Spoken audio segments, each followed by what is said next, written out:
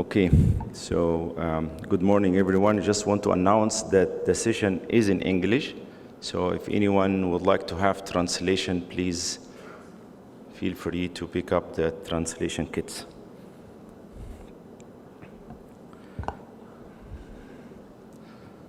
So I think this is one of the most important sessions that we have, and it have really a very big names in the area of water and innovation in relation to water, hydro sciences, and yeah, it gives me really a great pleasure to share and moderate this session, and hopefully we will do our best to make it as useful as possible. We are missing the panelists. I'm a bit confused. Okay. So we have today Mr. Alain MEYSSONNIER. We have Mr. Jordi. We have Professor Hisham Al-Askari. We have Professor Hisham Bekhit. We have Dr. Walid Affat. And myself, Hani Swelam. I think you know me from the previous sessions. I'm the rector's delegate for African countries in my university in Germany. I am also the representative of RWTH Aachen University in the IDEA League, and the IDEA League is the top consortium of 5 European universities. I am managing the Department of Engineering Hydrology. I'm the UNESCO chair in hydrological changes and water resources management. All these are at the RWTH Aachen University in Germany. I'm also professor at the American University in Cairo, so I'm not, of course, going to read all of that. It's also difficult to introduce myself to you. So I have 2 teams who are working technically in the water area. My team in Germany is dealing with flood protection, flood risk management, capacity building in the area of flood protection, and of course we are part of what happened in Germany in the last summer. But my team in Egypt is doing completely different things. We have flood in Germany, but we have water scarcity in Egypt. So in Egypt, we have some very interesting activities. I think I will have some minutes to introduce you, because sometimes I don't want only to chair and be moderator, but I would like also to present part of my technical work as well. So in the last years, we talked about the Grand Ethiopian Renaissance Dam, but I think this year, and since now we are speaking about innovation, I will also speak about innovation in desalination. So this will be the topic that I'm covering by the end of the session. But now, let us move to the first speaker of the session is Mr. Alain MEYSSONNIER. He is graduated from the Higher Institute for Economic and Commercial Sciences, and he is also holder of a master degree in econometry from the university in Marsilia. He has also joined the Marsilia Water Company, SEM, as deputy manager of the international department. He took the lead of the International Affairs Department between 1989 and 2003, a period marked by the development of SIM's international activities. So seems from his very interesting CV that he is also having many international activities. In 2004, he was appointed operation manager in charge of water and sanitation public services delegation, contracts signed with the communities of Marsilia, and also spent in this job 15 years. In 2014, he was appointed Deputy General Manager in charge of development. Then in 2017, he was appointed as a Deputy General Manager. Portfolio covered international affairs and partnerships. As I mentioned, he is really very strong in partnerships. At the level of holding, he is the manager of Sumi subsidiaries, Business Information Systems. He is a former chairman of SUD Region Committee. He is a member of the Board of Directors of the International Federation. He is also a member of the Board of Directors of Water International Office. It's my pleasure to welcome Mr. Alain, the President of the Mediterranean Water Institute, IME.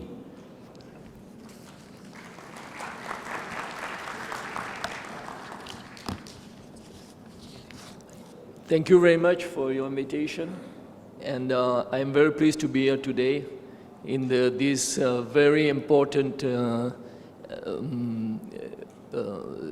Congress that you have in Cairo. That now the Water Cairo Week is very important in the world, is very well known, and I am here as a president of the Mediterranean Water Institute. The Mediterranean Water Institute is the first network of professionals of water in the Mediterranean.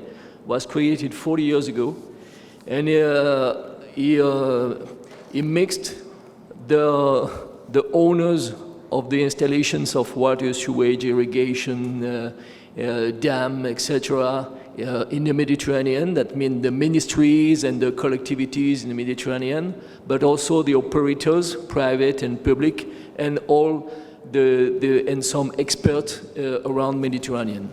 And we are a platform of exchange of experience through the Mediterranean countries. So today, I'm going to make a presentation about the digitalization of the water sector, which is one of the key to face the future and to face the pandemic period that we have now. First, the digitalization, what is the vision for a public service of water supply or sewage? The vision is to preserve the resource, then to reduce carbon footprint, adapt to consumer needs, and this is very important, as we are going to see, and often create new relevant services. Why we have to digitalize? It's not an obligation, but that requires long reflections of use in the use we are going to do, and the expectation, technical one, customer one, etc. And require also specific skills as computer science, as telecom, and cybersecurity, which is more important every day. Funding, CapEx, but overall OpEx. In internal customers and partner change management. The different case of uses of digitalization in water supply services are technical, as customer base, governance, and transversal productivity. Digitalization and operation. So in operation, we have remote control, the SCADA system that everybody knows now. This is the most important. In all the countries, you have a SCADA system in a different system. So this is the first digitalization we are made. And to remote control, to be informed in case of alarm, to analyze phenomena in real time, to remote correction for more responsiveness, reactivity, and security of the systems. So we can use it to leaks detection and to network efficiency through the GIS, which is with a permanent sectorization of the network, and to optimize the efficiency of the network. This is very important in the future because we optimize also the resource at the same time. And you know that in the Mediterranean, the average of efficiency is around 60%, 65%, and we should reach at least 80%, which is more or less a good objective for the short and medium term. Estimated consumption in the different area, like fire hydrants, that we never know what we are consuming, or the network antenna purge, for example, and telemetry flow and pressure, of course, in connection with customers' information system. That means that the GIS is connected with the information system of customer that give us the possibility to inform the clients, to inform the customer, the users, about what we are doing in the network. This is, for example, the result of this with the monthly evolution of network efficiency or the linear loss index that we can have directly if we digitalize correctly the installations. Or, next slide, or another which is the following of the average night flow, which is very important when you want to reduce the unaccounted for water or the non-revenue water. Next slide. Digitalization in works and maintenance intervention.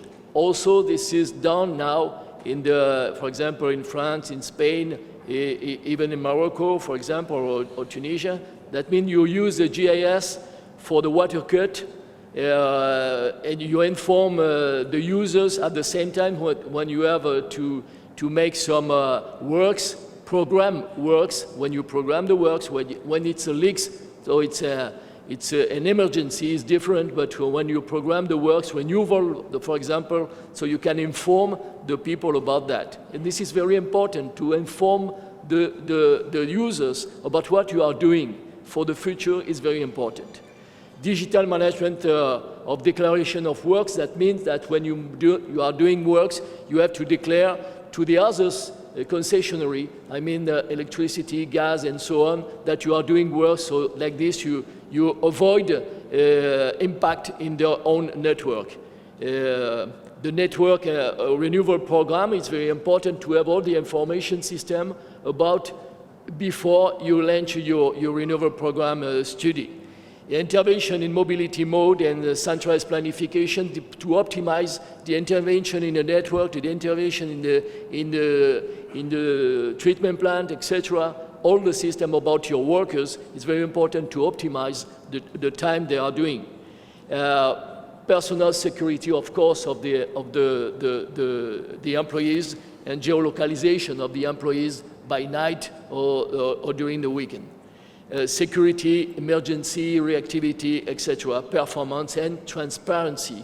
With the digitalization, you have the possibility to give information to the ministry, to the collectivity, and to the users. So that means more transparency about the service you are doing. This is an example, for example, of GIS assistance to organize a cut, to repair leaks, and minimize the impact of the quality of the service that leaks. If a user call the call center to know what's happening in his house, why it didn't have access to the service, you have an immediate answer, because you get the information about the works you are doing in the network. Digitalization with the customer side is very also important and quite new compared to the SCADA system, for example. Of course, you have the billing system, but now with the new technology, you can online appointment booking, you can direct metering index in try. The user can directly enter his metering index if it's not remote. Online payment, online consumption monitoring, online connection, request instruction, etc., etc. That means more comfort for the users, more autonomy, and more dynamic customer relationship. Other advantage of the telemetering is meter reading online.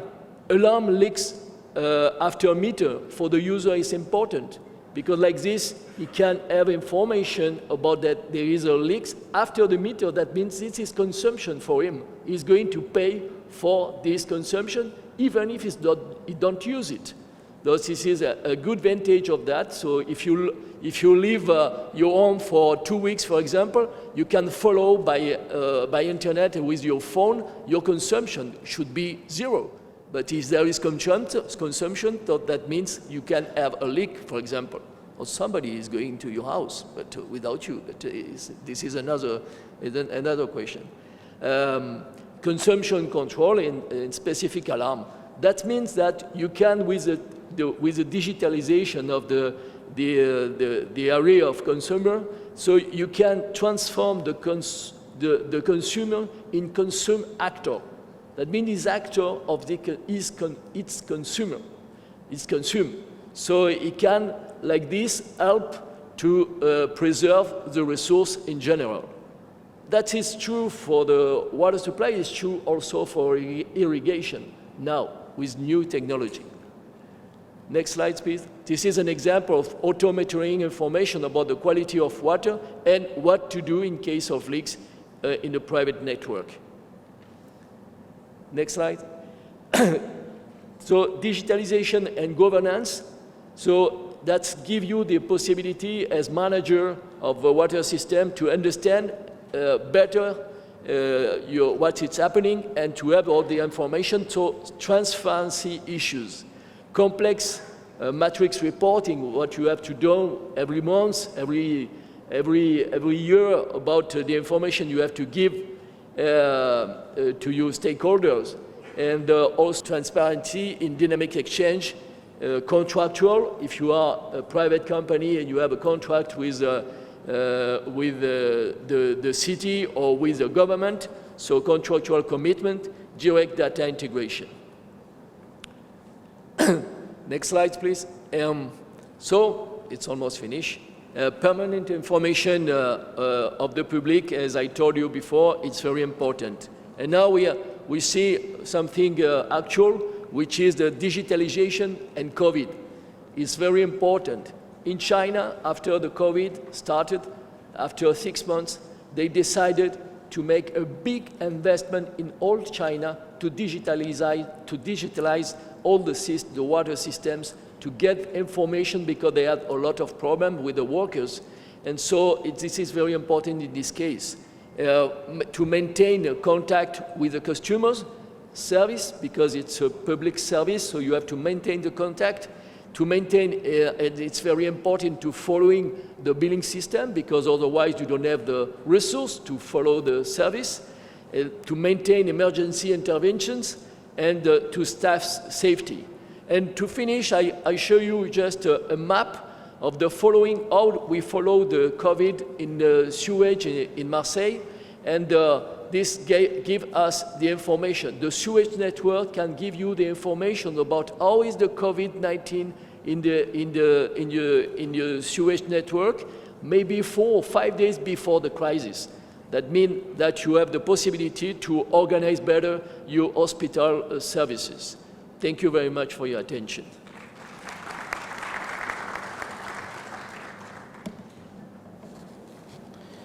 Thank you very much for this interesting, very practical presentation, going to the point and telling us how people are working in practice and using the tools that may be developed by somebody else, either from a university or consultancy. And honestly, that's what I like about Cairo Water Week. Cairo Water Week, it's a platform that brings scientists with practitioners, people from university and people from ministry. So it's not purely scientific conference. It's not only a research conference, but it's also a platform to transfer the messages from the researchers to the practitioners, and also reflect the needs and challenges of the water management on the ground to us as a university researchers to take care of that in our next stage. I would like to welcome Professor Khaled Abdel Ghaffar, the Minister of Higher Education, and it's also very interesting to see His Excellency Minister Muhammad Abdel Ati, the Minister of Water Resources and Irrigation.